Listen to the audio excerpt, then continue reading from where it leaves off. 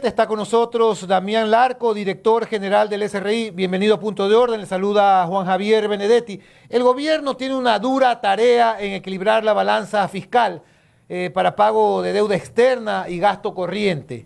¿Cuánto dinero queda para planes sociales? ¿Qué proyectos hay en mente en el SRI? Muy buenos días, Juan Javier, Alfonso y María Sol también, que creo que nos acompañan esta mañana, y un saludo muy caluroso a la audiencia de Radio Centro. Es importante aquí destacar que todos los impuestos recaudados en el gobierno del presidente Noboa son, nosotros decimos aquí en el Servicio de Rentas Internas que cada dólar de impuesto pagado es un dólar invertido en la seguridad de las familias ecuatorianas, en la educación de nuestros hijos, en salud. Entonces es importante tener esto en cuenta, y por eso es la importancia de pagar nuestros impuestos. Nosotros, de hecho, estamos ya en un plan de control del IVA, del incremento del IVA del 15%, que rige a partir del 1 de abril.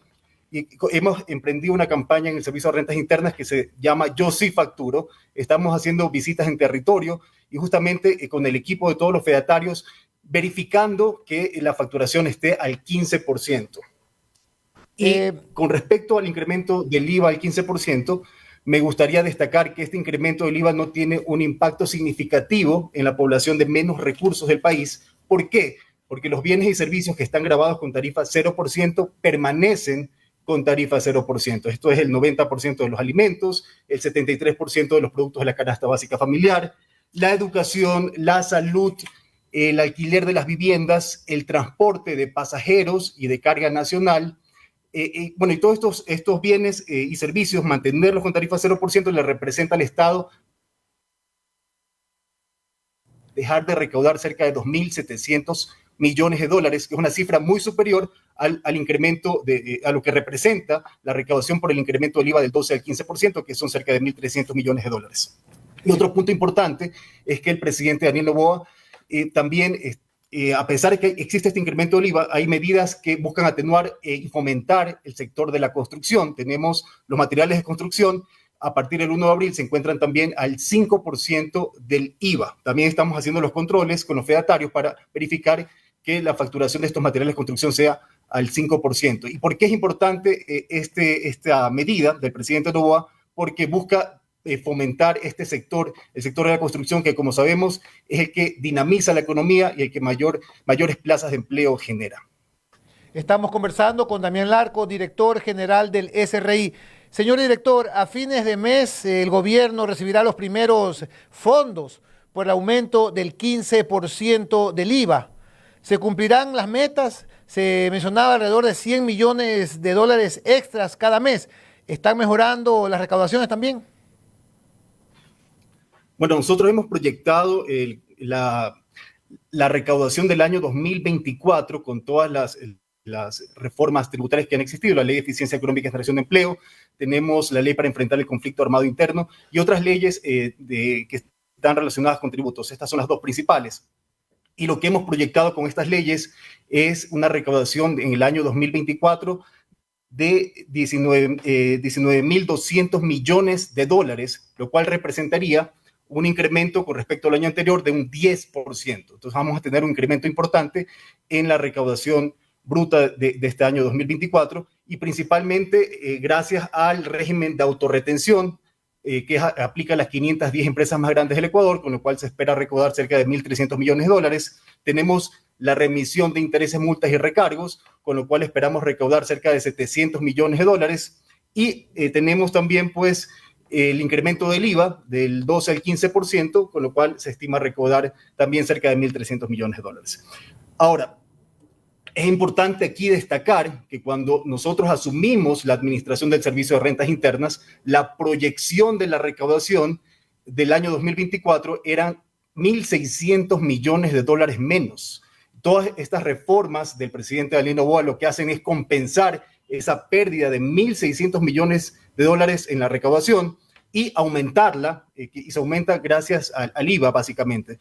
Pero con el régimen de autorretención a las 510 empresas más grandes del Ecuador, con la remisión, lo que lográbamos era compensar esa pérdida en la recaudación, esos 1.600 millones de dólares menos. con el incremento del IVA del 15% es que logramos crecer este año 2024 en un 10%, de acuerdo a las proyecciones que hemos hecho en el Servicio de Rentas Internas. Recordemos también que estas proyecciones que hace el Servicio de Rentas Internas son muy técnicas. Se aplican análisis econométricos, se evalúa también la elasticidad de la demanda, porque el incremento del IVA puede tener un efecto en el consumo y eso también lo analizamos, y la proyección que hacemos en el Servicio de Rentas Internas ya contiene ese posible efecto en el consumo. Buenos días, don Damián. Un saludo cordial, deseándole éxitos en sus funciones tan delicadas. Primera vez que tenemos un contacto aquí en el programa. Nos hemos informado que se están iniciando unas campañas sobre formalización y también sobre el control tributario relacionado con el impuesto a la renta. ¿En qué consisten estas campañas y cómo las está, primero, cómo las está diseñando y luego cómo las va a difundir o cómo las está difundiendo el SRI?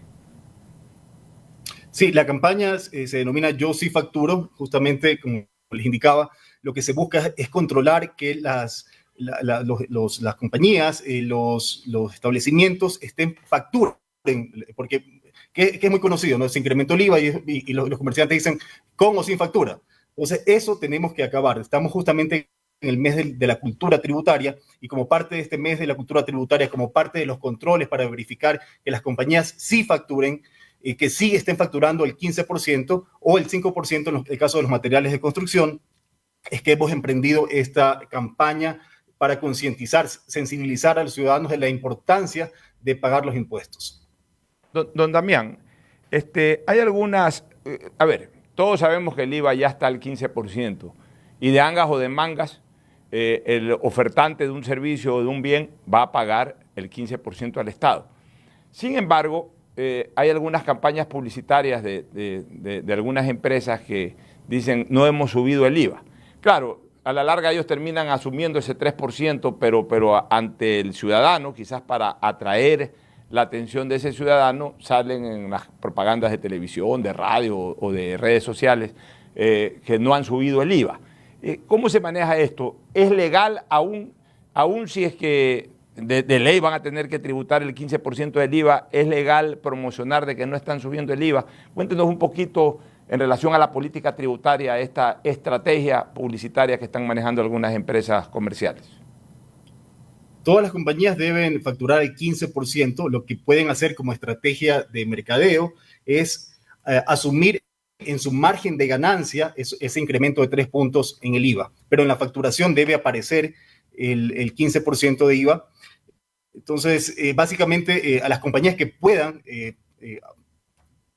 trasladar esos 3 puntos a su margen de ganancia, pues están en la libertad de hacerlo. Sí, pero voy a insistir en ese tema, porque ahí se puede caer en otro tema, se puede caer en una infracción que es el de la publicidad engañosa.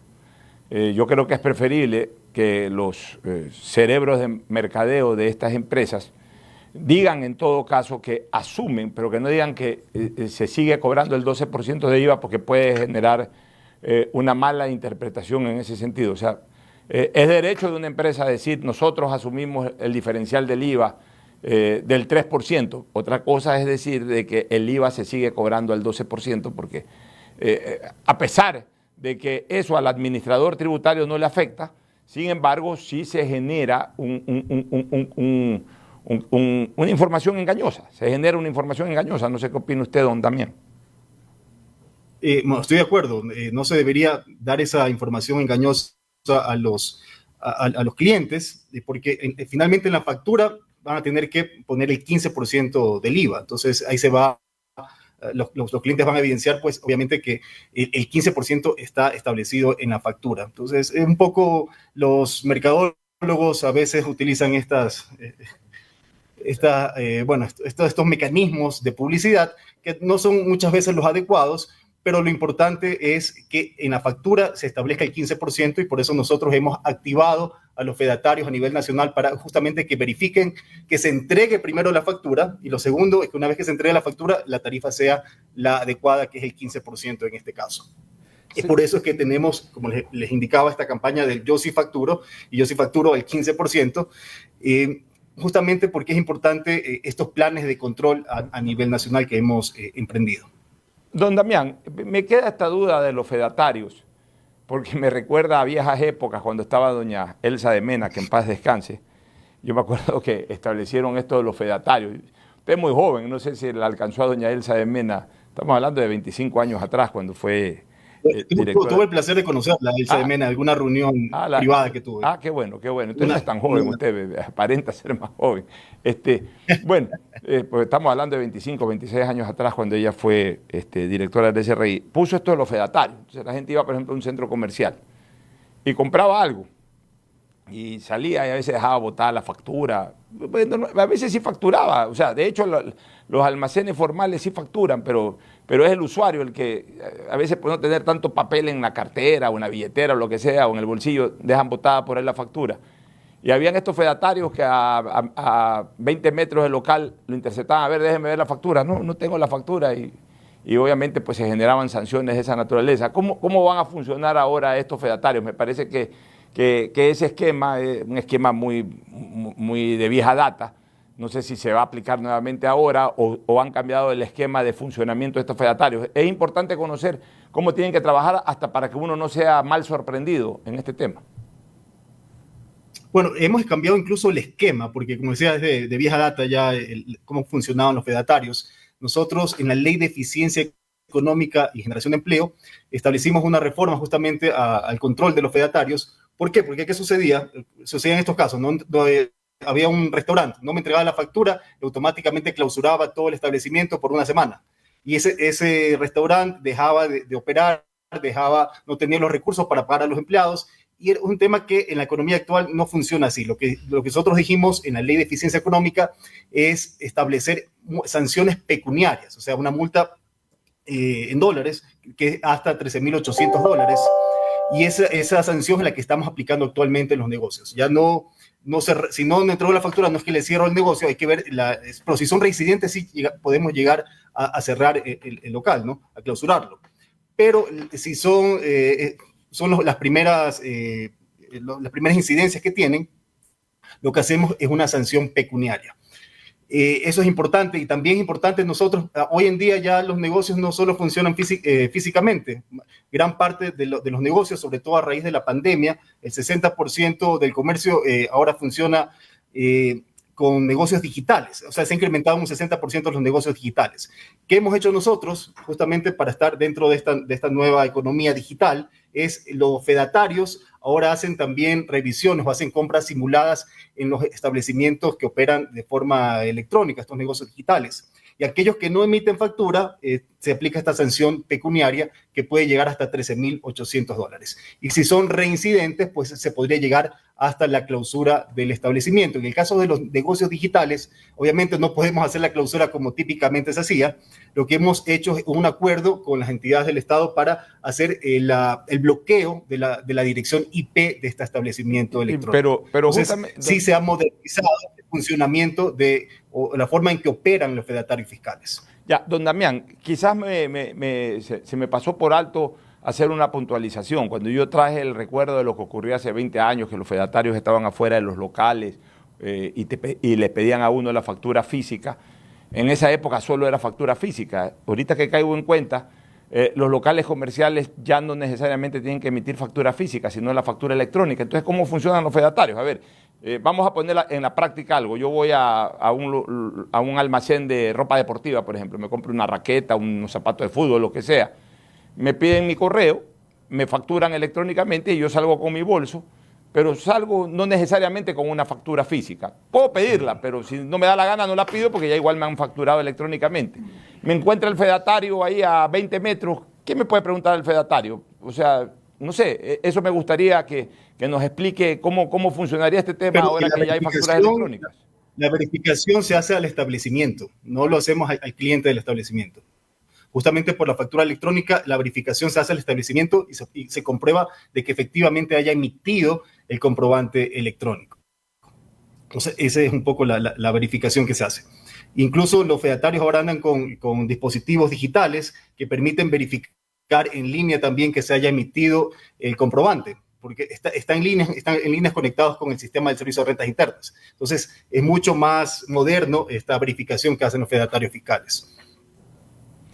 Estamos conversando con el director del SRI. Uno de los objetivos del régimen era incrementar las recaudaciones mediante la ampliación del universo de contribuyentes.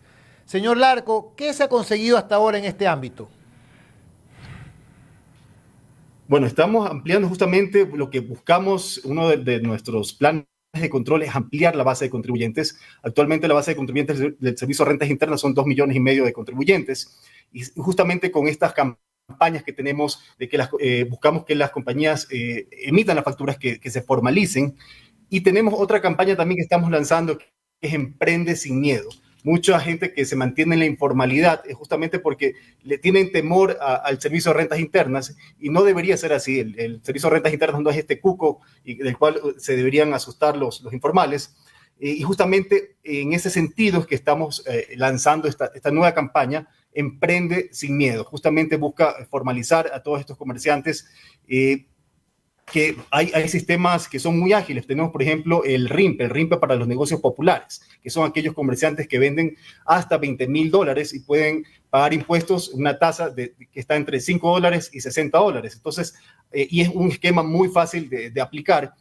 Y les permite llevar un récord, y este récord incluso les permite ir a la banca y solicitar préstamos, porque ya pueden demostrar que tienen ingresos. Entonces hay que mostrarle estos beneficios a la ciudadanía, y por eso es parte de nuestra campaña Emprende sin Miedo, y busca justamente también ampliar la base de contribuyentes.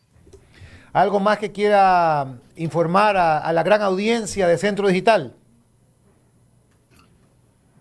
Bueno, tenemos también al momento la remisión de intereses, multas y recargos. A la fecha hemos recaudado $172 millones, y la expectativa de recaudación es $700 millones hasta el 31 de julio del presente año. Hacemos un llamado a aquellos contribuyentes que tengan deudas con el Servicio de Rentas Internas. Este es el momento de ponerse al día y beneficiarse de la remisión de los intereses, multas y recargos. Ese es un llamado a los contribuyentes. Muchísimas gracias al director del SRI, Damián Larco, por esta entrevista. Y bueno, acudiremos a usted cuando tengamos más inquietudes. Muchísimas gracias. Buen día.